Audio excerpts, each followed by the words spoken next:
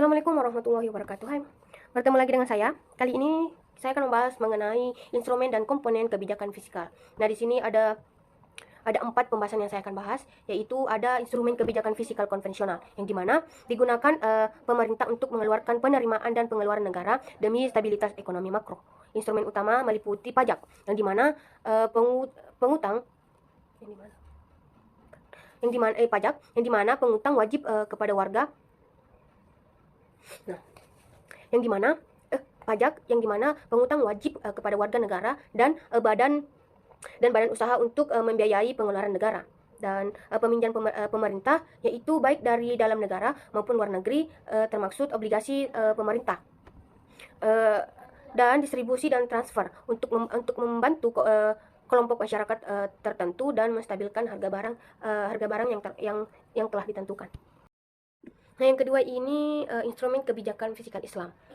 Dalam Islam berlandaskan prinsip syariah dengan sumber penerimaan dan pengeluaran yang halal. Instrumen mengutamakan meliputi zakat, mewajibkan agama atas harta umat Islam yang mencapai nisbah untuk fakir miskin dan sekelompok penerima lainnya. Kharaj, pajak atas tanah yang ditaklukkan, dan jizyah, pengutang atas non-muslim yang mendapatkan perlindungan negara Islam.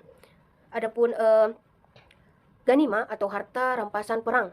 Adapun yang terakhir itu adalah fai, harta yang diperoleh tanpa perang, misalnya seperti hasil perjanjian perdamaian. Adapun wakaf produktif, aset wakaf yang dikembangkan dan hasilnya digunakan untuk kemaslahatan umum. Dan terakhir adalah usyur, pengumutan atas hasil pertanian atau perdagangan yang melintasi perbatasan negara. Dan adapun sumber halal lainnya, misalnya imbal hasil investasi negara yang sesuai dengan syariah. Nah, adapun pembahasan yang ketiga yaitu komponen kebijakan fiskal konvensional. Nah, dalam komponen kebijakan fiskal konvensional itu penerimaan negara berasal dari pajak atau pajak penghasilan, pajak pertambangan nilai, cukai, dan bea masuk.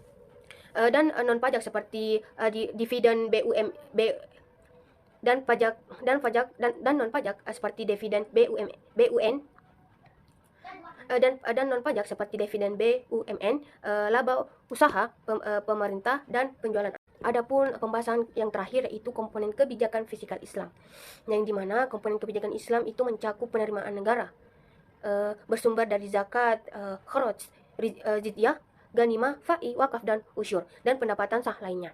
Tidak diperbolehkan mengambil pendapatan dari riba atau usaha yang haram. Dan adapun pengeluaran negara difokuskan pada pemenuhan kebutuhan dasar masyarakat seperti makan, kesehatan, dan pendidikan.